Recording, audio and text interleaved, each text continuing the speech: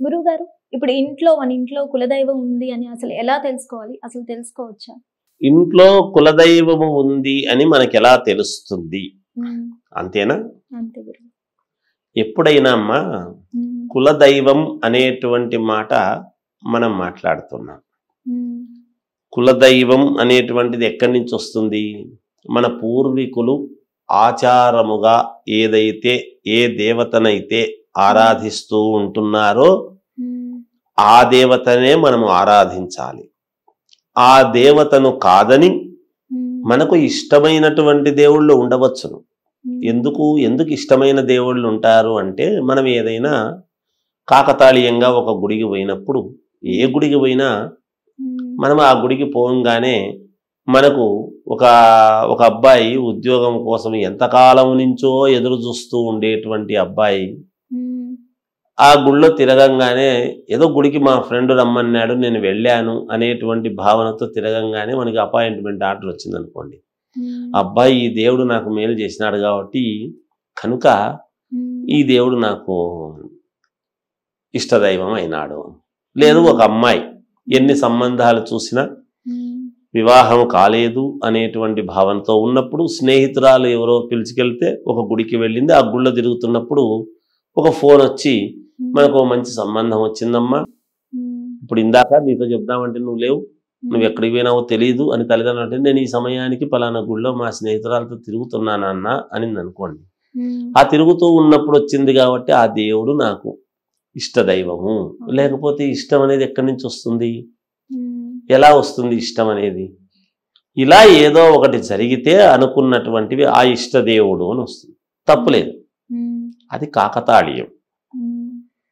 ఆ దేవుడికి తిరగకపోతే జరగదా, తిరిగినందువల్లే జరిగిందా అంటే ఎవరెవరి మనస్సును బట్టి వాళ్ళకు ఉంటుంది. ఎందుకంటే వాళ్ళ మనస్సు అక్కడ తిరుగుతున్నప్పుడు జరిగింది కాబట్టి ఈ లోకములో, ఈ భూలోకములో ఎవరికైనా యథార్థము అనేటువంటిది జరిగినప్పుడు తెలుస్తుంది.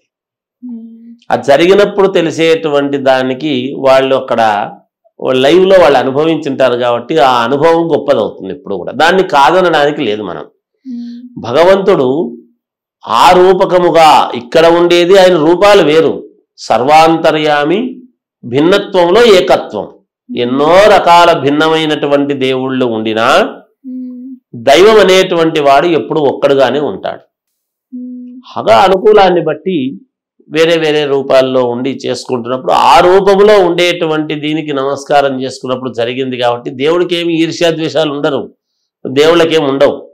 నాకు కాకుండా అక్కడ చేస్తున్నావే అని ఎప్పుడు ఉంటాయి అంటే, కులదైవము అనేటువంటిది ఎప్పుడైతే మరిచిపోయి ఉరువే పట్టించుకోకుండా ఉండి వేరే వేరే దేవుళ్ళని ఎప్పుడైతే ఆరాధిస్తూ ఉంటారో కొంతకాలానికి మర్చిపోయి ఉంటారు. ఈ కాలానుగుణముగా కొంతమంది వాళ్ళ ఇంటి దేవుణ్ణి అనేటువంటి విషయము మరిచిపోయి వాళ్ళ పెద్దలు చేసినటువంటి ఆచారవంతముగా వచ్చేటువంటి దేవుణ్ణి కాదనుకొని వేరే దేవుళ్ళను పెట్టి ఆరాధన చేస్తూ ఉన్నప్పుడు అక్కడ కొంచెం ఇబ్బందులు వస్తాయి. ఎందుకు ఇబ్బందులు వస్తాయి? దేవుడంతా ఒకటే కదా, ఏదో ఒక రూపం కదా అని అనుకోవచ్చు మనం ఇప్పుడు ఇందాక చెప్పినట్టుగా. అయితే ఒక వ్యక్తి ఒక దేవుణ్ణి ఆరాధన చేస్తూ చేస్తూ చేస్తూ ఉండి ఇంకో వ్యక్తిని ఆరాధిస్తే అది పర్వాలేదు. అది టోటల్గా అనుకోవడమే మర్చిపోవడం.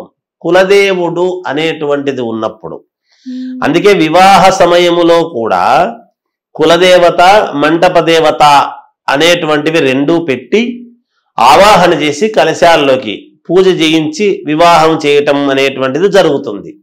అక్కడ ఆవాహన చేస్తారు కులదేవతను, మంటప దేవతను ఇంటికి ముందు చేసుకొని ఇంట్లో కులదేవుణ్ణి, మంటప దేవుణ్ణి ఆరాధన చేసి ఆ దేవతను అప్పుడు వివాహం చేసుకోవడం అనేది సాంప్రదాయం ఉంది మనకు. అటువంటిది కులదేవుణ్ణి అనేటువంటిది పూర్తిగా మర్చిపోతే ఇబ్బంది కదా. ఇప్పుడు తండ్రిని మనం మర్చిపోయి మిగతా వాళ్ళందరినీ గౌరవిస్తున్నాను అంటే ఎలా? తల్లిదండ్రులను మర్చిపోయి మిగతా అందరినీ గౌరవిస్తాడు. చాలా ఉత్తముడబ్బా, ఎవరిని పోయినా చాలా జాగ్రత్తగా పలకరిస్తాడబ్బా, ఈ అబ్బాయి చాలా సద్గుణ సంపన్నుడబ్బా, వీళ్ళ కుటుంబం చాలా మంచిదబ్బా అని పొగుడుతుంటారు. కానీ తల్లిదండ్రులను ఒక్క మాట కూడా పట్టించుకోరు. ఈ పాపం అయితే ఉంటుంది, ఆ మాటలు మిగతా వాళ్ళందరూ మెచ్చుకుంటున్నారు కదా, నాకేమీ ఉండవచ్చును, కానీ ఇది అనుకోలేదు అనేటువంటి బాధ వాళ్ళ మీద పనిచేస్తుంది కదా, పిల్లల మీద. ఈ తండ్రి తల్లిదండ్రుల యొక్క మమ్మల్ని అనుకోవడం లేదు, మిగతా వాళ్ళందరినీ గౌరవిస్తాడు కానీ మనల్ని గౌరవించడం లేదు అనేటువంటి భావన ఉంటుంది కదా. అందుకే ఇంట గెలిచిన తర్వాత రచ్చ గెలవాలి. ఇంట్లో ముందు నీ యొక్క గొప్పతనం ఏమిటి అనేది ఇంట్లో వాళ్ళు మెచ్చుకోవాలి, బయట వాళ్ళు తర్వాత అనేటువంటి సారాంశం ఎప్పుడైతే వచ్చిందో మనము ఎట్లా తెలుస్తుంది అంటే మనకు జరిగేటువంటి ఇబ్బందుల వల్లనే తెలుస్తుంది. ఎందుకు ఇబ్బందులు ఇన్ని పడుతున్నాం మనం అంటే ఆరాధించాల్సినటువంటిది ఆరాధించకుండా మిగతాదంతా ఆరాధిస్తూ మనం ఇబ్బందులు పడుతున్నాం కదా. ఈ ఇబ్బందులు ఎక్కడున్నాయి అంటే మూలం ఏమిటి అనేది చూడాలి. ఇప్పుడు దెబ్బ తగిలినటువంటి గాయం అయినటువంటి చోట మనం ఆయింట్మెంట్ పట్టించుకోవాలి, అప్పుడు అది మానిపోవడానికి అవకాశం. ఎక్కడో పట్టించుకుంటే లాభం ఏమిటి? మరి ఇంజెక్షన్ వేస్తున్నాము కదా గురువు గారు, గాయానికే వేయడం లేదు కదా, మరి చేతికి వేసుకుంటున్నాము కదా అనుకోవచ్చును, కావచ్చును. అయితే నీ కులదేవత ఎక్కడుందో ఒక చోట అని ఉంటుంది, అక్కడికి పోయే నువ్వు నమస్కారం చేసుకొని అక్కర్లేదు. కులదేవతను ఇక్కడ అనుకున్నా కూడా నీకు మేలు జరుగుతుంది కదా.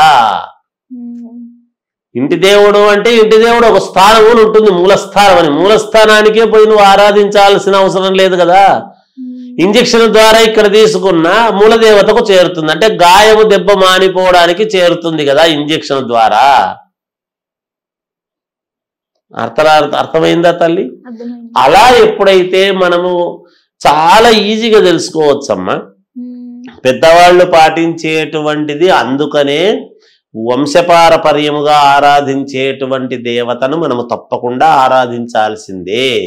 ఎప్పుడైతే మనకు నేను ఇన్ని దేవుళ్లకు పూజ చేస్తున్నా గురుగారు, నేను తిరుపతికి పోయినాను, కాశీకి పోయినాను, గయకు పోయినాను, ప్రతి క్షేత్రము తిరిగి వచ్చినాను, నీ మూలదేవతను ఇంటి దేవతను మర్చిపోయి తిరిగితే ఏం లాభం? ఇవన్నీ తిరిగితే పుణ్యం వస్తుంది. నీ మూలదేవతను ఆరాధిస్తే ఆమె ఏం చేస్తుందంటే, వీడు నా ఎన్నో వంశాల నుంచి వీడు నన్ను చేస్తున్నాడు, నన్ను అనుసరిస్తున్నాడు, కనుక వీని కుటుంబానికి మేలు చెయ్యాలి అనేటువంటి భావనతో జరుగుతుంది. అందుకని ఇంటి దేవుడు కులదేవత అనేటువంటిది ఉంటుంది. మనము పడేటువంటి కష్టాలు ఇబ్బందుల్లోనే తెలుస్తాయి. మనము మూలం ఏమిటిని తెలుసుకొని కనుక మనం చేసుకుంటే తప్పకుండా వాళ్లకు తెలిసిపోతుంది, నా ఇంటి దేవుడు ఎవరు, నేను అది ఆరాధించాలి, చెయ్యాలి. నీ ఇంటి దేవుడిని అనుకొని తర్వాత మిగతా వాళ్ళని గౌరవించు, మిగతా దేవతలు పూజ చేసుకో. అందుకే సంకల్పములో కూడా కులదేవతాభ్యో నమః, ఇష్టదేవతాభ్యో నమః, సర్వదేవతాభ్యో నమః అని చేసుకో. అందరి దేవుళ్ళను మనకు మొక్కాల్సిందే, మనం గౌరవించాల్సిందే. కానీ ఇంటి దేవుణ్ణి మర్చిపోయి కులదేవుణ్ణి మర్చిపోయి మిగతా దేవతలందరినీ ఆరాధిస్తున్నాను కదా అంటే ఏం ఉపయోగం? లాభం.